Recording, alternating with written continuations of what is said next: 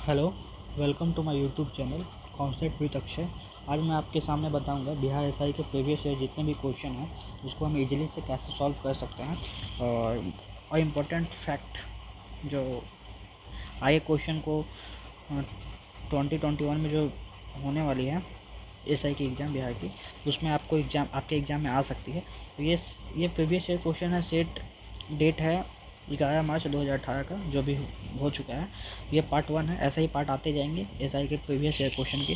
सारे क्वेश्चन मैं करवा दूंगा, तो आप देखते हैं ये वीडियो, तो लाइक दें और सब्सक्राइब करें। चलिए देखते हैं क्वेश्चन।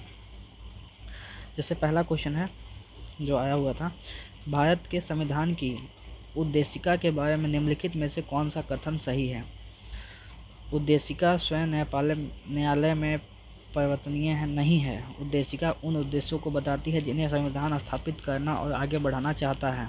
उद्देशिका उस स्रोत को इंगित करती है जहां संविधान अपना प्राधिकार प्राप्त करता है। तो पहले उद्देशिका है क्या? उद्देशिका देखिए, यहाँ पे तो डीपली हिंदी लिखा हुआ है। उद्देशिका का मतलब होता है प्रस्तावना। संविधान का जो प्रस्तावना है, प्रस्तावना के बारे में उद्देशिका बोलता है। तो प्रस्तावना तो आप जानते हैं, ये संविधान में ये प्रस्तावना जैसे क्या है कि प्रस्तावना को हम सुप्रीम कोर्ट में अमेंडमेंट नहीं कह सकता है, ठीक है। प्रस्तावना उन देशों को बताती है जिन्हें संविधान स्थापित करना और आगे बढ़ाना चाहता है। जी, ये भी सही है। प्रस्तावना उस स्रोत को अंकित करती है जहाँ संविधान अपना प्राधिकार प्राप्त करता है। जी, ये भी सही है। तो इसका फर्स्ट आंसर हो जाएगा। चलो देखते हैं सेकेंड पे। सेकेंड है, विश्व एड्स दिवस निम्नलिखित में किस तारीख को मनाया जाता है? तो होप्सो आप लोग को ये तो याद ही होगा। विश्व एड्स दिवस ये 1 दिसंबर को मनाया जाता है। तो हमारा मतलब याद करने का ये नहीं है कि विश्व एड्स दिवस कब मनाया जाता है, ये पहले विश्व एड्स सेवा स्टार्ट कब से किया गया। तो कुछ इसके फैक्ट्स हैं जो आप जान लेंगे तो अच्छा होगा। ये 1 दिसंबर 1988 से स्टार्ट किया गया है एड्स दिवस मनाना, ठीक है। तो एड्स दिवस मनाना ये 1 दिसंबर 1988 से मनाया गया है। तो अब है कि 2021 का थीम क्या है? ये भैया एक थीम डोनेट करते हैं। तो 2021 का थीम है ending the HIV AIDS epidemic. तो आप शायद ध्यान रखिएगा इसको, एंडिंग द HIV या एड्स इपिडेमिक। तो ये स्टार्ट क्यों किया गया था? ये स्टार्ट इसलिए किया गया था, इसका मेन उद्देश्य था कि लोगों को एड्स के बारे में बताना और जो एड्स से पीड़ित हैं उनके लिए धन इकट्ठा करना, इसलिए ये स्टार्ट किया गया था। चलिए देखते हैं थर्ड क्वेश्चन। संयुक्त राष्ट्र संघ ने वर्ष 2017 को के लिए अंतर्राष्ट्रीय वर्ष घोषित किया है। तो अंतर्राष्ट्रीय वर्ष संयुक्त UN जो है, यूनाइटेड नेशन ऑर्गेनाइजेशन, वो एवरी ईयर एक वर्ष डिनोट करती है कि वो किसको डिनोट किया जाता है। तो 2017 का पूछा ही, तो प्रीवियस ईयर, इससे तो क्वेश्चन कंटिन्यू नहीं होगा, लेकिन मैं ये बता देता हूँ, ये पर्यटन और सतत विकास के लिए था फर्स्ट का। अब आप पूछेंगे 2020 के लिए क्या था? 2020 के लिए अब तो कोरोना को था, कोरोना को कम करना इनका अंतर्राष्ट्रीय वर्ष घोषित था, कोविड का था। अब UN, तो UN अभी UN@75 हेडलाइन बहुत न्यूज़ में था। UN@75 ऐसा इसलिए बोलते हैं क्योंकि UN का स्थापना हुआ था 24 अक्टूबर 1945 में, सेकेंड वर्ल्ड वार के बाद। तो और 45 साल होने वाली थी इसका, इसलिए UN@75 का मीटिंग था जिसमें मोदी जी पार्टिसिपेट किए थे। तो और अब ये क्वेश्चन और पूछा जाता है, यूएनओ के हेड कौन है? यूएनओ के हेड हैं यूएनओ के हेड हैं एंटिनो गुटेरस। यूएनओ के हेड हैं एंटिनो गुटेरस, ये आप ध्यान रखिएगा। यूएनओ के ये हेड है एंटिनो गुटेरस। अब है कि केसर का मुख्य उत्पादक राज्य कौन सा है? केसर का मुख्य उत्पादक राज्य मतलब सबसे ज़्यादा केसर कहाँ पे उपजाया जाता है? तो ये आप शायद ध्यान ही होगा आप लोगों को, जम्मू कश्मीर में उपजाया जाता है। जम्मू कश्मीर में उपजाया जाता है। तो केसर को हम लोग एक और नाम से जानते हैं, सेफ्रन। सेफ्रन के नाम से भी केसर को जाना जाता है। ये किस मिट्टी पे होता है ये पूछता है। दोमट मिट्टी, यहाँ लिख देता हूँ, ये दोमट मिट्टी में केसर का उत्पादन होता है। केसर उत्पादन के लिए ये पहाड़ी क्षेत्र में होता है, तो 2000 मीटर से ऊंची पहाड़ी में केसर का उत्पादन होता है, तो आप ये ध्यान रखिएगा। या 2011 की जनसंख्या के अनुसार भारत में निम्नलिखित में से किस राज्य में लिंगानुपात सर्वाधिक है? सबसे ज़्यादा सेक्स रेशियो की सबसे ज़्यादा किस में था? तो सबसे ज़्यादा सेक्स रेशियो था हमारा तमिलनाडु में। ये क्वेश्चन 2011 का जन सेंसस जो है, एक मैं वीडियो बना दूंगा, इससे बहुत क्वेश्चन आता है 2011 का सेंसस से, और रिसेंट में आएगा भी एग्जाम में, 2-3 क्वेश्चन सेंसस से आएगा। तो मैं बता देता हूँ फैक्ट क्या क्या, कुछ फैक्ट लिख लीजिए। जैसे लिंगानुपात तो आप जानते हैं कैसे निकालना। जैसे पहले इसमें निकालना लिंगानुपात महिलाओं के लिए, तो इसमें लिखेंगे फीमेल का total female by male into 100, ऐसे हम करके लिंगानुपात निकालेंगे। अब हम बात करते हैं कि एवरेज इंडिया में कितना था।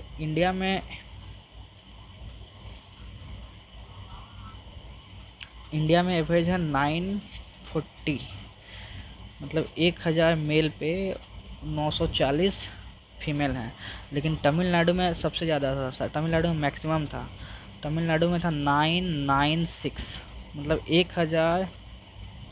1000 मेल में से तमिलनाडु में था 996, 1000 मेल से। तो आप यह ध्यान रखिएगा। चल देखते हैं 6 क्वेश्चन में। हवा से परागण को क्या कहते हैं? हवा से जो परागण होता है उसको क्या बोलते हैं? वायु परागण। विश्व में सबसे बड़ा बौद्ध मंदिर कहाँ स्थापित है? सबसे बड़ा बौद्ध मंदिर कहाँ स्थापित है? ये क्वेश्चन आया है, ये अभी रिसेंट बिहार का एक और एग्ज़ाम था उसमें आया हुआ था, कांस्टेबल का एग्ज़ाम था उसमें आया हुआ था ये, कि बौद्ध मंदिर कहाँ पे है सबसे बड़ा, विश्व का सबसे बड़ा। तो सबसे बड़ा विश्व का मंदिर है इंडोनेशिया। ये इसलिए आता है क्योंकि इंडिया भी ऑप्शन देता है, लोग इंडिया, जापान या चाइना मार देते हैं, क्योंकि ये बौद्ध धर्म के लिए फेमस है। लेकिन इंडोनेशिया में है। इंडोनेशिया बेसिकली ये मुस्लिम कंट्री है, इंडोनेशिया मुस्लिम कंट्री है। इंडोनेशिया एक आइलैंड है, हमारे आप देखेंगे ऐसे एक आइलैंड है इंडोनेशिया। तो इंडोनेशिया का पूछता क्या क्या है, जैसे इंडोनेशिया का कैपिटल कहाँ? जकार्ता। तो ये जावा आइलैंड है, जावा आइलैंड पे है ये इंडोनेशिया है। इंडोनेशिया में टोटल 73 आइलैंड है, एक आइलैंड है जावा, उस पर ही जकार्ता है। एक यहाँ सबसे बड़ा इसका आइलैंड है सुमात्रा, ये हमेशा क्वेश्चन पूछता है सुमात्रा कहाँ है, ठीक है। और इंडोनेशिया का यहाँ पे एक देश है, यहाँ पे एक देश है कैमूर लिस्ट, मैं अच्छे से लिख देता हूँ। यहाँ पे एक देश है कैमूर लिस्ट, जिसकी कैपिटल है दिल्ली। वो पूछता अक्सर कि दिल्ली किसी कैपिटल तैमूर लिस्ट की। तैमूर लिस्ट पे पहले इंडोनेशिया ने कब्जा किया था, बाद में 1998 में इसको इंडिपेंडेंस मिली। तो अब ये ध्यान रखिएगा। अगला क्वेश्चन है, लूसी दुनिया के सबसे बड़ी जल मरुदा विस्फोटक किस द्वीप पे है? अगेन ये क्वेश्चन आ गया, ये इंडोनेशिया में है, ये मतलब ज्वालामुखी है, ये विस्फोट ज्वालामुखी है, इंडोनेशिया में है। इंडोनेशिया साइड में सबसे ज़्यादा ज्वालामुखी आती है। जो जापान, इंडोनेशिया, फिलीपींस जो ये क्षेत्र है ना, रिंग ऑफ फायर बोलते हैं, इस पे सबसे ज़्यादा ही ज्वालामुखी इस साइड ही आती है। इसका पीछे कॉन्सेप्ट है, मैं बता दूंगा कभी। सुना ही गोल्डन चावल किसे बोलते हैं? तो गोल्डन चावल क्या होता है, विटामिन ए बहुत ज़्यादा होता है गोल्डन चावल में, एक ट्रांसजेनिक चावल जिसमें उस कैरोटीन के लिए जिन तत्व उपलब्ध होता है। विटामिन ए की अधिकता बहुत ज़्यादा होती है गोल्डन चावल में, तो आप यह ध्यान रखिएगा, विटामिन ए। निम्नलिखित में से कौन सा एक रासायनिक परिवर्तन का उदाहरण है? मतलब केमिकल रिएक्शन कौन सा है? केमिकल रिएक्शन लोहे का जलना, नम लोहे का कागज़ का जलना, नम लोहे का चुंबकित होना, जल में शक्कर घुलना, जल में बर्फ़ के घनों का बनना। तो कागज़ का जलना एक केमिकल रिएक्शन है। कागज़ का जलना केमिकल रिएक्शन इसलिए है बिकॉज मतलब डिकम्पोज होता है। कागज़ जब ऑक्सीजन के कांटेक्ट में आता है एयर के साथ और फास्फोरस के कांटेक्ट में, तब इसमें आग लग जाती है। आग लगने के बाद ये डिकम्पोज हो जाता है, इसलिए केमिकल रिएक्शन के नाम से इसे जाना जाता है। नेक्स्ट क्वेश्चन देखते हैं, भारत के किस राज्य को यूएन पब्लिक सर्विस अवार्ड से सम्मानित किया गया है? तो यूएन पब्लिक सर्विस अवार्ड से किसे सम्मानित किया गया? पश्चिम बंगाल को। अरे मैंने यूएन के बारे में बता दिया, वही यूएन एंटोनियो गुटेरेस। जिनके हेड हैं। इसका हेड क्वार्टर न्यूयॉर्क में। न्यूयॉर्क कहाँ है? यूएसए में।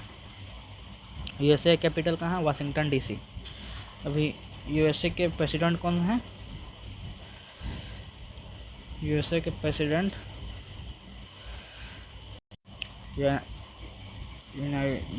यूएसए का प्रेसिडेंट कौन है जो डोनाल्ड ट्रंप को हरा के आए हैं?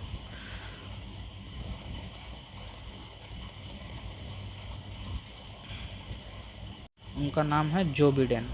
जो बिडेन प्रेसिडेंट हैं। वाइस प्रेसिडेंट है कमला हैरिस। कमला हैरिस, ये आप ध्यान रखिएगा। चलिए नेक्स्ट क्वेश्चन। कीट दंश से होने वाली खुजली किसके कारण से होती है? कीट दंश, कीटाणु से जितनी भी दंश से खुजली होती है ना, उसमें लैक्टिक अम्ल पाया जाता है।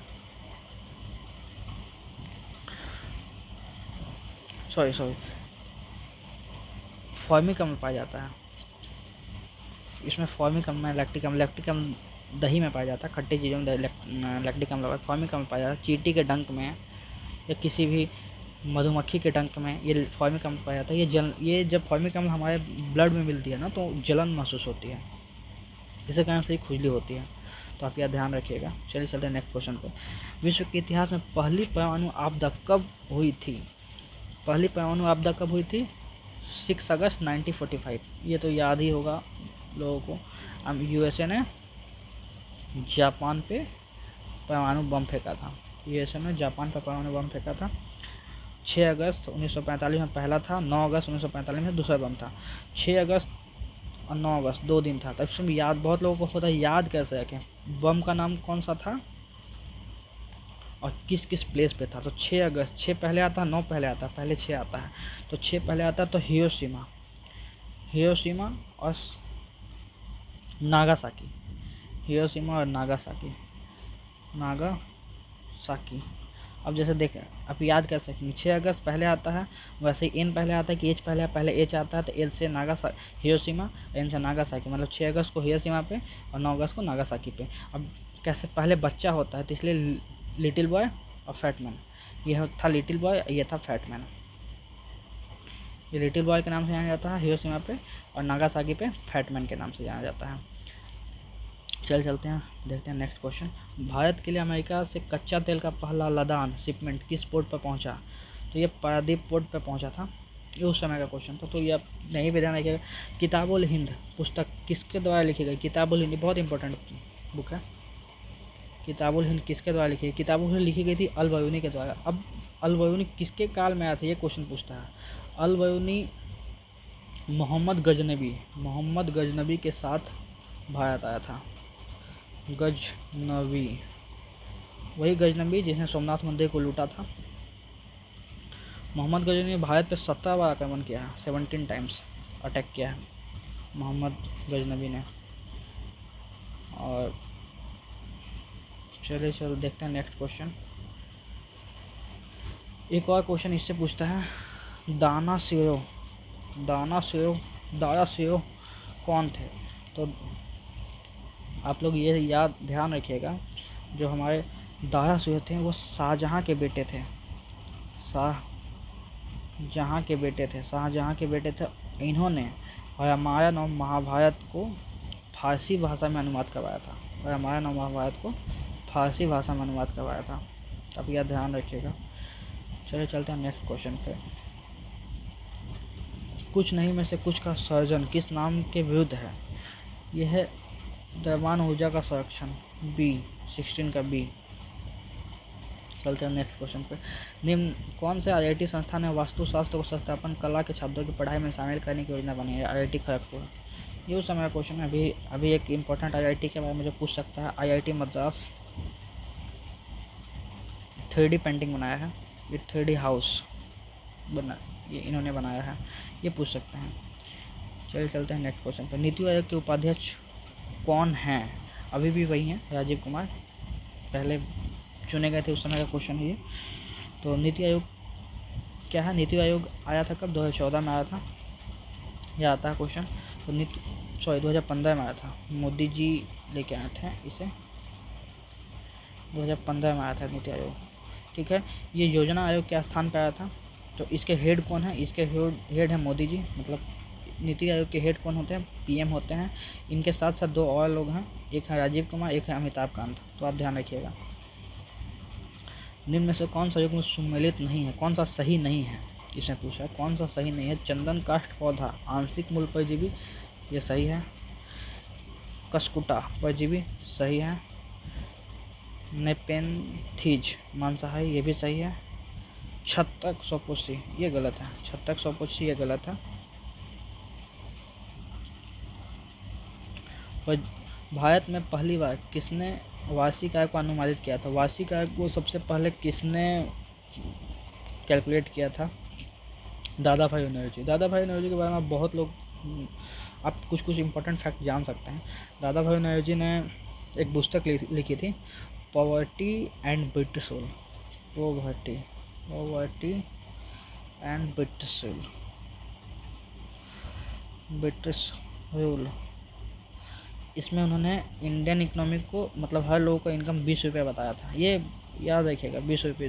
ये एग्ज़ाम में आया है, 2-3 एग्ज़ाम में आया है, इन्होंने इस बुक में बताया था। और इन्हें पितामह के नाम से भी जाना जाता है, भारतीय राजनीति का पितामह, राजनीति का पितामह के नाम से भी जाना जाता है। निम्नलिखित किस क्षेत्र में भारत में प्रथम सहकारी आंदोलन का प्रारंभ हुआ? कृषि में। चलिए नेक्स्ट क्वेश्चन पे। निम्नलिखित में से कौन सी पार्टी या संगठन डॉक्टर अंबेडकर द्वारा स्थापित नहीं किया गया? डॉक्टर अंबेडकर द्वारा स्थापित नहीं किया गया तो यह है दलित मुक्ति मोर्चा। बहुत लोग ये मार देते हैं, दलित मुक्ति मोर्चा अंबेडकर द्वारा नहीं स्थापित किया गया। बाकी 3 अंबेडकर द्वारा स्थापित किया गया है, समता सैनिक दल, स्वतंत्र मजदूर संघ, the Republican party of India. ठीक है, चलिए चलते हैं नेक्स्ट क्वेश्चन में। भारत का प्रथम उर्वरक संयंत्र स्थापित किया गया था कहाँ पे? सिंधई में। तो सिंधई में स्थापित किया गया था। ये स्थापित हुआ था 1950 में, FCI के द्वारा स्थापित किया गया था। ये सिंधई कहाँ है? ये झारखंड में है, झारखंड में धनबाद में सिंधई है। Coal mines capital of Dhanbad को बोलते हैं, ये अब भी ध्यान रखिएगा। चलते हैं नेक्स्ट क्वेश्चन पे। निम्नलिखित में से कौन सा क्षेत्र जैव विविधता का तत्व स्थल है? पश्चिम घाट। अब पश्चिम घाट को वेस्टर्न घाट बोलते हैं। वेस्टर्न घाट देखिए, ये भारत का मैप है, इस क्षेत्र को हम बोलते हैं पश्चिम घाट, जो हमारे केरल इस साइड आती, इसी साइड में है। केरल हो गया, महाराष्ट्र हो गया, कर्नाटक हो गया, इस साइड एक पहाड़ है वेस्टर्न घाट ऐसे। ठीक है, वेस्टर्न घाट क्या कहती है कि दक्षिण पश्चिम हवा को रोकती है, जिसके कारण से इस क्षेत्र में काफ़ी वर्षा होती है, बहुत वर्षा होती है इस क्षेत्र में। तो ये ध्यान रखिएगा, दक्षिण पश्चिम हवा को ये रोकती है। पुस्तक eye to ward eye on reform rhetoric and research के रचयिता कौन है? रघुराम राजन है। ये आया था उस टाइम क्वेश्चन। ये 25 क्वेश्चन है, ऐसे ही 25 क्वेश्चन का मैं सेट लाता रहूँगा। ये 1 to 25 है, और नेक्स्ट वीडियो में 25 to 50 रखूँगा। और अगर आपको ये वीडियो पसंद आए तो लाइक करें और दोस्तों तक पहुँचाएं। ये जेन्युइन क्वेश्चन है, तो आपको इधर उधर से पढ़ने की ज़रूरत नहीं है। एसआई के लिए परफेक्ट मैं कंटेंट दे दूँगा। तो थैंक यू, चैनल को लाइक करें।